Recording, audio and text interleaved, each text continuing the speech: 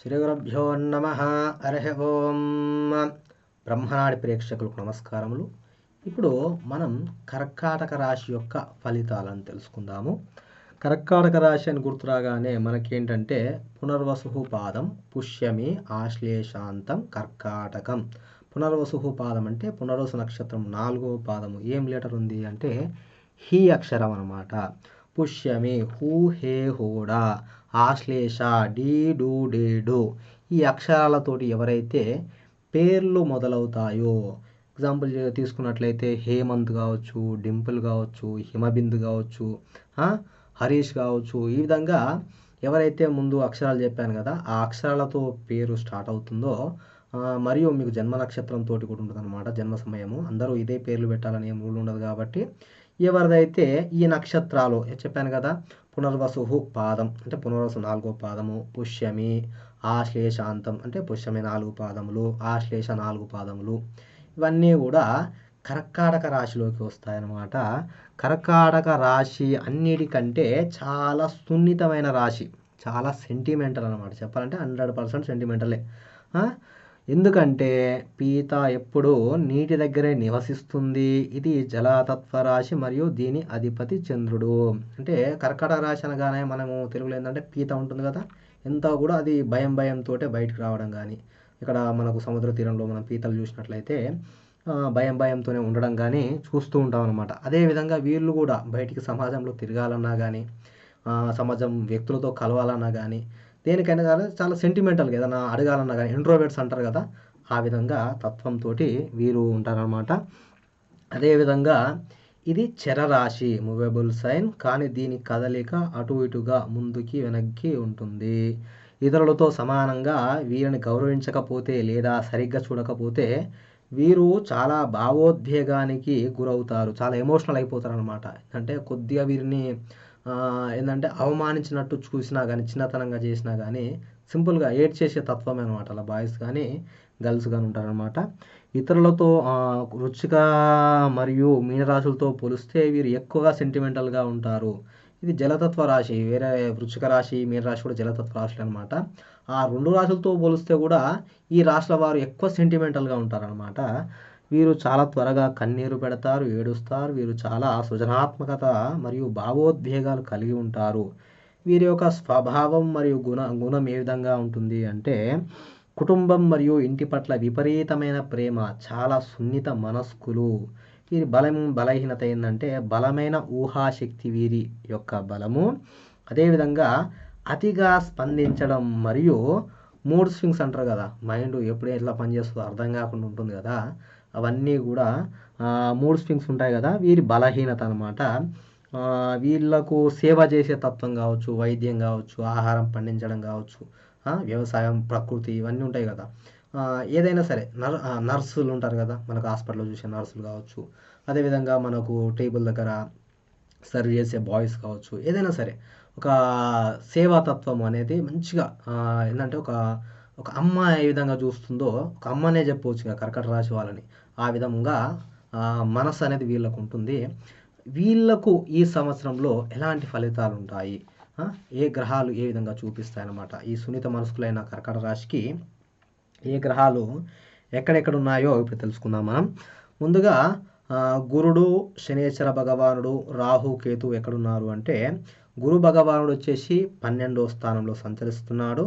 అదేవిధంగా రాహు 8వ స్థానంలో, కేతువు 2వ స్థానంలో సంచరిస్తున్నాడు అనమాట. శనేశ్వర భగవానుడు 9వ స్థానంలో సంచరిస్తున్నాడు.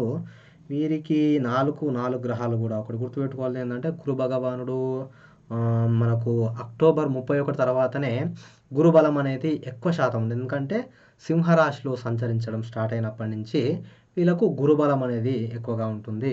12వ స్థానంలో గురుడు సంచారం వలన కూడా, 1వ స్థానంలో సంచారం వలన కూడా ఇంట్లో కొన్ని సమస్యలు ఉండే అవకాశం ఉంటాయి. పుణ్యకార్యాలకైనా, శుభకార్యాలకైనా, పెళ్ళిళ్ళకైనా, సంతానాలకైనా ఇబ్బందులు అనేది చూసే అవకాశాలు అనేటివి వీరికి ఉంటుంది. అదేవిధంగా రాహుకేతువులు కూడా అంతగా లేదనమాట. అంత యొక్క రాహుకేతుల యొక్క బలం వలన మనకేందంటే రాజకీయాల్లో కావచ్చు, సడన్ సక్సెస్ కావచ్చు, ఇవన్నీ కూడా ఉంటాయన్నమాట. రాహుకేతుల యొక్క బలం లేకపోవడం వల్ల ఏమైపోతుంది అంటే మనకు జర తెలియని ఒక శక్తి అనేది ఉండదన్నమాట. అదేవిధంగా వ్యాపారంలో కావచ్చు, ఎలానైనా సరే మనకు అసలు ఏం జరుగుతుందో అంతు చిక్కదు. రాహుకేతుల యొక్క ఛాయాగ్రహాలు కదా! అంతు చిక్కదనమాట. ఒక మాయలాగా ఉంటుందన్నమాట. 8వ స్థానంలో రాహు యొక్క సంచారం వలన అనారోగ్య సమస్యలు కూడా కలుగుతాయన్నమాట. పేగులలో సమస్యలు కావచ్చు, లేకపోతే మనకు అది ప్రెగ్నెన్సీ వాళ్ళకైతే వాళ్ళకు ఆ దోషం కూడా చూపేదనమాట. నీటి బుడగలు అది ఇది అంటారు కదా! ఆ విధంగా. అదే కేతు యొక్క 2వ సంచారం వలన ఫ్యామిలీ కావచ్చు, ఫ్యామిలీ విషయంలో గందరగోళం, అసలు దేని పర్పస్‌లో మనకు ఆ సమస్యలు వస్తున్నాయి కూడా అర్థం కాదు. అంతు కూడా చిక్కాయన్నమాట. అదేవిధంగా డబ్బులనేది విపరీతమైన ఖర్చు అనేది కూడా ఉంటుంది కేతు యొక్క 2వ స్థానం వలన. అదే విధంగా శనేశ్వర భగవానుడు 9వ స్థానం సంచారం వలన చెప్పాను కదా! దైవభక్తి కావచ్చు, దైవ అనుగ్రహానికి కావచ్చు, ఇలాంటి ఇబ్బందులు కలగవచ్చు. అంటే బద్ధకం అనేది ఏర్పడుతుంది మనిషికి. బద్ధకం ఏర్పడి మనకు దేని మీద కూడా కాన్సంట్రేషన్ కూడా చేయలేకపోవచ్చు. అదేవిధంగా వీరి ఆదాయ వ్యయాలు చూసుకున్నట్లయితే కర్కాటక రాశి వారికి ఆదాయం 2, వ్యయం 11 ఉంది.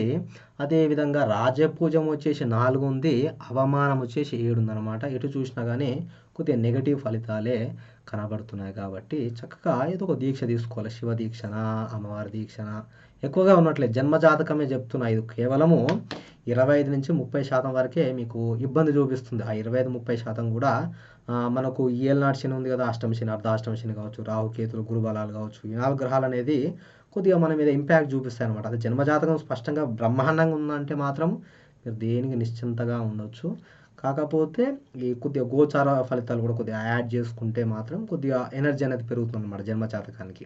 కాబట్టి మీరు ఏదో అయిపోతుందని మాత్రం భయపడాల్సిన అవసరం లేదు. అంతెందుకు మీకు చెప్పాను కదా! అక్టోబర్ 31 తర్వాత కూడా గురుబలం అనేది వస్తుంది. దాని తర్వాత కూడా చక్కటి శుభ ఫలితాలు అనేటివి కలుగుతాయి. ఈ నెలలో ఇతర గ్రహాల గురించి కూడా తెలుసుకుందాము. ఇతర గ్రహాలు వచ్చేసి రవి భగవానుడు 9వ స్థానము, చంద్రుడు 9వ స్థానం, ప్రస్తుతం ఈ నెలలో మార్చి నెలలో చెప్తున్నాను. కుజుడు 8వ స్థానంలో, అదేవిధంగా బుధుడు 8వ స్థానంలో, శుక్రుడు 9వ స్థానంలో సంచరిస్తున్నాడు అన్నమాట.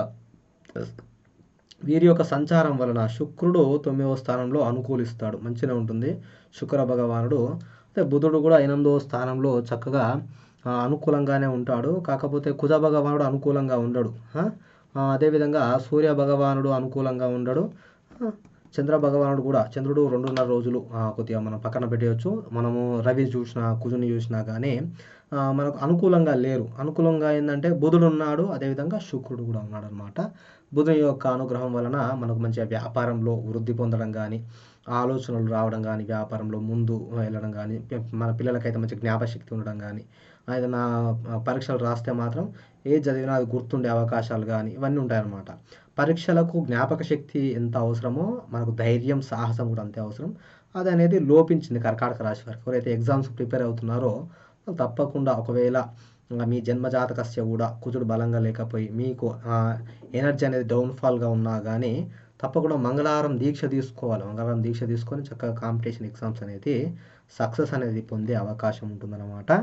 అదేవిధంగా రవి భగవానుడు 9వ స్థానంలో సంచారం వలన మన తండ్రికి అనారోగ్యం అయ్యే అవకాశం ఉండొచ్చు. లేకపోతే మన తండ్రి ఆస్తి విషయంలో, మన అన్నదమ్ములకే కుజుడు బాలేడు కాబట్టి అన్నదమ్ములతోటే వైరం వచ్చే అవకాశం రావచ్చు. ఈ విధంగా ఇబ్బందులు కలిగే అవకాశం ఉంటుందన్నమాట. ఏవైతే గ్రహాలు బాగాలేదు అని తెలియజేశానో ఆ గ్రహాలకు పూజ చేసుకోవడానికైనా ప్రయత్నం చేయండి. ఇన్ని గ్రహాలకు కలిపి చేసుకోవడము ఇబ్బంది అవుతుంది అనుకుంటే ఆదివారం రోజే నవగ్రహ ప్రదక్షిణ చేసుకునే ప్రయత్నం చేసి మీ ఇష్ట దేవత శివుడికైనా సరే, విష్ణుమూర్తికైనా సరే, దుర్గా దేవతకైనా 3 ఆచారాల్లో ఏదో ఒక దేవతను చక్కగా తీసుకొని ఆ దేవతకు మీరు చేసుకున్నట్లయితే, చేసుకుంటే మీకు మంచి కాన్ఫిడెన్స్ వస్తుందన్నమాట. ఆ కాన్ఫిడెన్స్ ద్వారా మీరు ఏ సమస్య వచ్చినా తట్టుకునే శక్తి అనేది మీకు వస్తుందన్నమాట. ఇక కర్కాటక రాశి వారికి ఈ ఈ విధంగా ఈ సంవత్సరంలో ఫలితాలు ఉన్నాయన్నమాట. ఈ సూర్యుడు, చంద్రుడు, కుజుడు, బుధుడు అనేది ఒక నెల వరకు మాత్రమే ఫలితాలు తెలియజేయడం జరిగింది. నెక్స్ట్ వచ్చే మంత్లో మళ్ళీ వీడియో అప్లోడ్ చేసినప్పుడు ఆ గ్రహాలు కూడా ఎక్కువ ఎలా ఉంటాయో తెలియజేసే ప్రయత్నం చేస్తాను. ఈ వీడియో మీకు నచ్చినట్లయితే దయచేసి లైక్ చేయండి, షేర్ చేయండి, సబ్స్క్రైబ్ చేయండి. క్వశ్చన్స్ కూడా అడిగే అవకాశం మీరు అడగొచ్చండి. ఒక 1 వీక్ వరకు కూడా నేను స్పందిస్తాను. విధంగా అంటే మాకు ఏ బలం ఉంది, ఏ బలం లేదు, నేను ఒక విద్యార్థిని, ఒక ఎగ్జామ్స్కు ప్రిపేర్ అవుతున్నాను, ఈ బలం ఉందా లేదా, ఈ బలం లేకపోతే ఏం చేయాలి అనే క్వశ్చన్స్ కూడా మీరు అడగొచ్చు అనమాట. లేదంటే ఒక వ్యాపారవేత్తను, నేను నాకు ఆల్రెడీ వ్యాపారం ఉంది, లేదా కొత్త వ్యాపారం స్టార్ట్ చేస్తున్నాను, లేకపోతే ఎస్టాబ్లిష్మెంట్ చేస్తున్నాను, వ్యాపార వ్యాప్తి చేస్తున్నాను, చేయొచ్చా లేదా? ఇలాంటి క్వశ్చన్స్ ఏమైనా ఉంటే కూడా మీరు అడిగే అవకాశం ఉందన్నమాట. ఓకే, మీకు తెలియజేసానని భావిస్తూ ఇంకా నేను సెలవు తీసుకుంటున్నాను. శుభం భూయాత్.